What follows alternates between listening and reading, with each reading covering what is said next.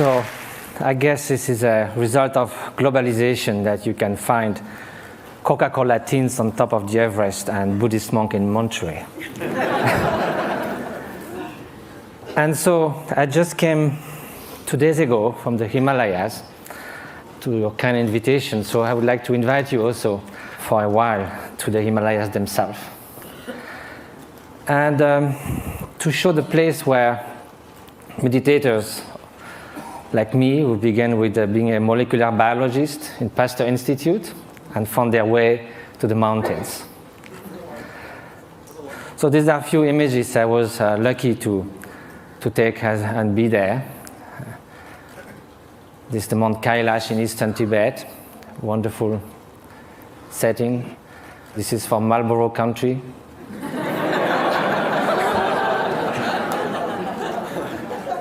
This is a turquoise lake, a meditator. This is the hottest day of the year, somewhere in eastern Tibet, on August 1st. And the night before, we camped, and my Tibetan friends said, we're going to sleep outside. And I said, why? We have enough space in the tent. They say, yes, but it's summertime.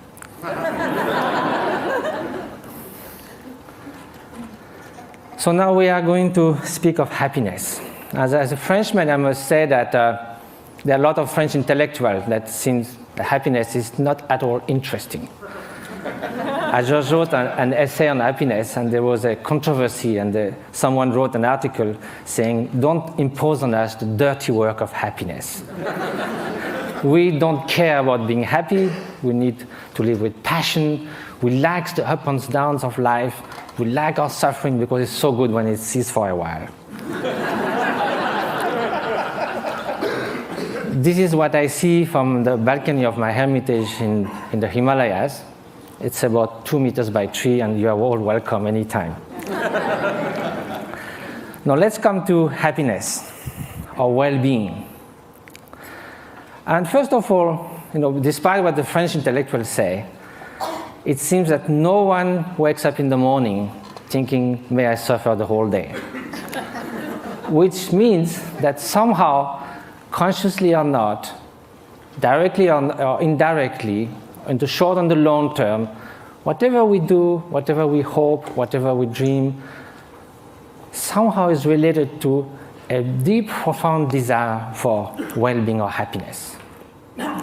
As Pascal said, even the one who hangs himself somehow is looking for a cessation for suffering.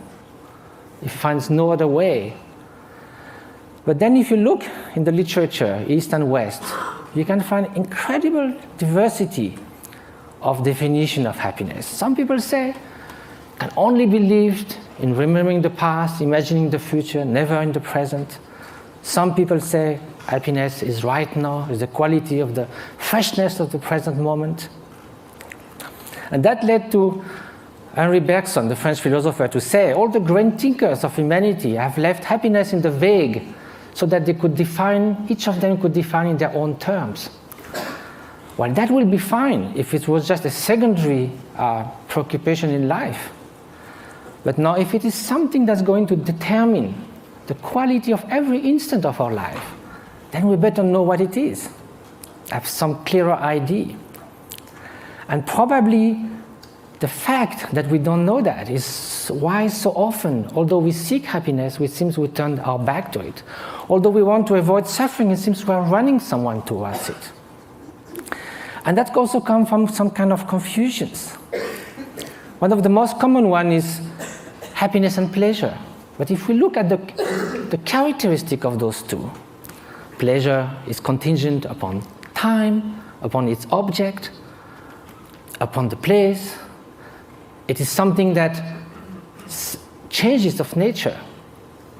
Beautiful chocolate cake, first serving is delicious, second one, not so much, then we feel disgust. That's the nature of things. We get tired. I used to be a fan of Bach. I used to play it on the guitar. I can hear it 2, 3, 5 times. If I had to hear it 24 hours non-stop, it might be very tiring. If you are feeling very cold, you come near a fire, it's so wonderful. Then after some moments, you just go a little back and then it starts burning. it sort of uses itself as you experience it.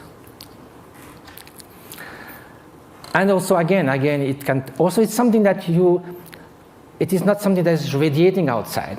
Like, you can feel intense pleasure, and some others around you can be suffering a lot. Now, what then will be happiness? And happiness, of course, is such a vague word. So let's say well-being. And so I think the best definition, according to the Buddhist view, is that well-being is not just a mere pleasurable sensation. It is a deep sense of serenity and fulfillment, a state that actually pervades and underlies all emotional states and all the joys of sorrows that can come one's way. Well, that might be surprising. Can we have this kind of well-being while being sad? In a way, why not? Because we are speaking at a different level. Look at the waves coming near the shore. When you are at the bottom of the wave, you hit the bottom. You hit the solid rock. When you are surfing on the top, you are all elated. So you go from elation to depression. There's no depth. Now, if you look at the high sea, there might be beautiful, calm ocean like a mirror. There might be storms, but the depth of the ocean is still there, unchanged. So now, how is that? It can only be a state of being, not just a fleeting emotion, sensation, even joy that can be the spring of happiness. But there's also wicked joy. You can rejoice in someone's suffering. So now, how do we proceed in our quest for happiness? Very often, we look outside. We think that if we could gather this and that, all the conditions, something like we say, everything to be happy, to have everything to be happy, that very sentence already bears the doom of destruction of happiness. To have everything. If we miss something, it collapses. And also when things go wrong, we're trying to fix things outside so much. But our control on the outer world is limited, temporary, and often illusory. So now look at the inner conditions. Aren't it stronger? Isn't it the mind that translates the outer condition into happiness and suffering? And isn't that stronger? We know by experience that we can be in what we call a little paradise and yet be completely unhappy within. The Dalai Lama was once in Portugal and there was a lot of construction going on everywhere. So one evening he said, look, you are doing all these things, but isn't it nice also to build something within? And he said, unless that, even you get a high-tech flat on the 100th floor of a super modern and comfortable building, if you are deeply unhappy within, all you are going to look for is a window from which to jump. So now, at the opposite, we know a lot of people who in very difficult circumstances manage to keep serenity, inner strength, inner freedom, confidence. So now if the inner conditions are stronger, of course the outer conditions do influence. And it's wonderful to live longer, healthier, to have access to information, education, to be able to travel, to have freedom. It's highly desirable. However, this is not enough. Those are just auxiliary help, conditions. The experience that translates everything is within the mind. So then when we ask oneself how to nurture the conditions for happiness, the inner conditions, and which are those which will undermine happiness. So then this needs to have some experience. We have to know from ourselves there are certain states of mind that are conducive to this flourishing, to this well-being, what the Greek call eudaimonia, flourishing. And there are some which are adverse to this well-being. And so if we look from our own experience, anger, hatred, jealousy, arrogance, obsessive desire, strong grasping, they don't leave us in such a good state after we have experienced it. and also they are detrimental to others' happiness. So we may consider that the more those are invading our mind and like a chain reaction, the more we'll feel miserable, we'll feel tormented. At the opposite, everyone knows deep within that an act of selfish generosity, if from the distance, without anyone knowing anything about it, we could save a child's life, make someone happy. We don't need a recognition. We don't need any gratitude. Just the mere fact of doing that feels such a sense of adequation with our deep nature. And we would like to be like that all the time. So is that possible? To change our way of being, to transform one's mind? Are those negative emotions or destructive emotions inherent to the nature of mind? Is a change possible in our emotions, in our traits, in our moods? So for that we have to ask, what is the nature of mind? And if we look from the experiential point of view, there is a primary quality of consciousness. That is the mere fact to be cognitive, to be aware. Consciousness is like a mirror that allows all images to rise on it. You can have ugly faces, beautiful faces in the mirror.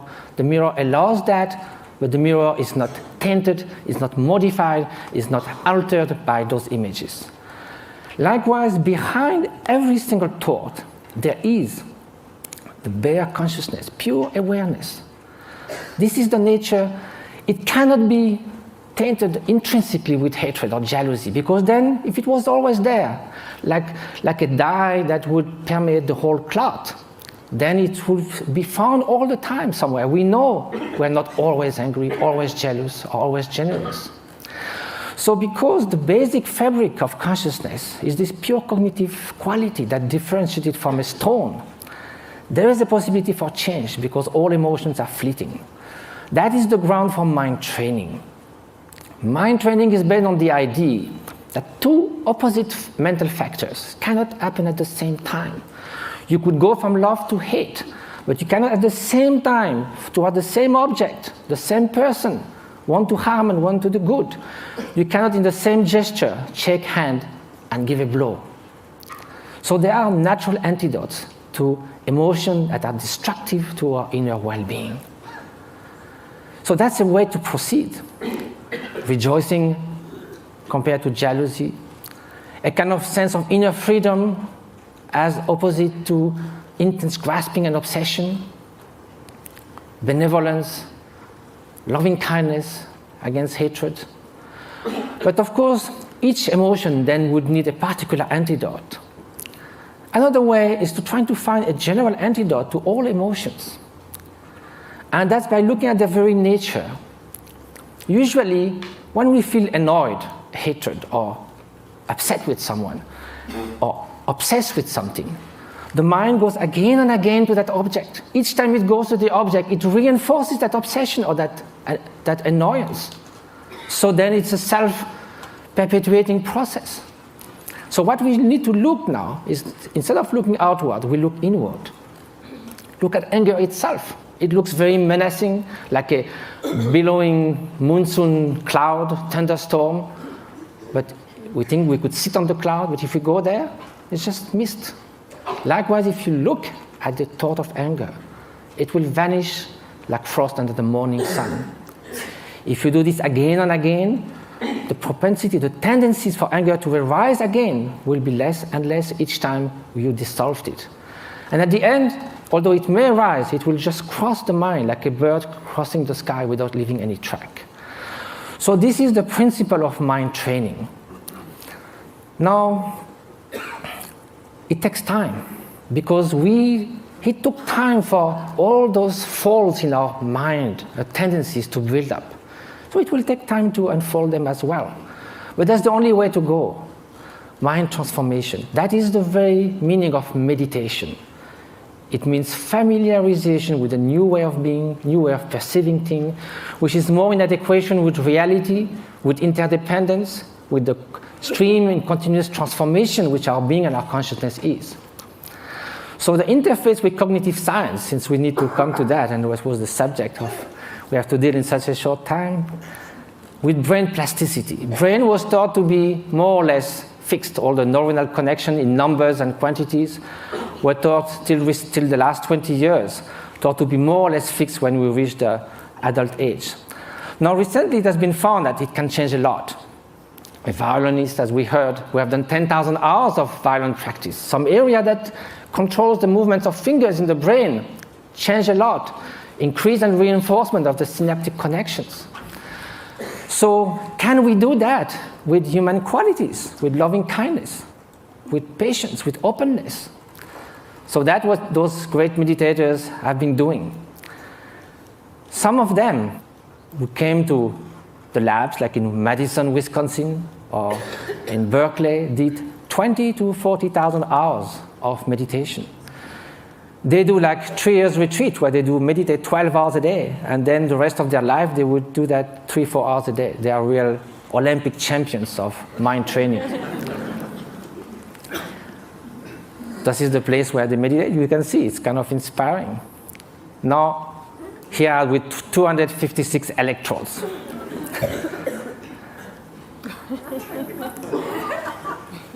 So what did they find? Of course, same thing, the scientific embargo. A paper has been submitted to Nature. Hopefully it will be accepted. It deals with the state of compassion, unconditional compassion. We ask meditators who have been doing that for years and years and years to put their mind in a state where there's nothing but loving kindness, total availability to sentient being. Of course, during the training, we do that with objects. We think of people suffering, we think of people we love, but at some point it can be a state which is all-pervading. Here's the preliminary result, which I can show because it's already been shown. The bell curve shows 150 controls. And what is being looked at is the difference between the right and the left frontal lobe. In very short, people who have more activity on the right side of the prefrontal cortex are more depressed, withdrawn, they don't describe a lot of positive affect. It's the opposite on the left side, more tendency to altruism, to happiness, to express, and curiosity, and so forth. So there's a basic line for people, and also it can be changed. If you see a comic movie, you go to the left side. If you are happy about something, you'll go more to the left side. If you have a bout of depression, you'll go to the right side. Here, the minus 0.5 is a 4 standard deviation of a meditator who meditates on compassion. It's something that is totally out of the bell curve. So I have no time to go into all the different scientific results. Hopefully they will come. But they found that this is after 3.5 hours in a fMRI. It's like coming out of a space ship. Also, it has been shown in other labs, for instance, Paul Ekman's labs in Berkeley, that some meditators are able also to control their emotional response more than it could be taught. Like the startle experiments, for instance. If you sit a guy on a chair with all this kind of apparatus measuring your physiology, and there's kind of a bomb that goes off. It's a so instinctive response that in 20 years, they never saw anyone who would not jump. Some meditators, without trying to stop it, but simply by being completely open, thinking that bang is just going to be just a small event, like a shooting stars, they're able not to move at all. So the whole point of that is not sort of to make like a circus thing of showing exceptional beings who can jump or whatever. It's more to say that mind training matters. That this is not just a luxury, this is not a supplementary vitamin for the soul. This is something that's going to determine the quality of every instant of our life. We are ready to spend 50 years achieving education. We love to do jogging, fitness. We do all kinds of things to remain beautiful. Yet, we spend surprisingly little time taking care of what matters most, the way our mind functions, which again is the ultimate thing that determines the quality of our experience. Now, compassion should also be put in action. That's what we try to do in different places. Just this one example is worth a lot of work. This lady with bone TV left alone in a tent was going to die with her only daughter. 1 year later, how she is. Different schools and clinics we've been doing in Tibet. And just I leave you with the beauty of those looks that tells more about happiness that I could ever say. And jumping monks of Tibet, flying monks.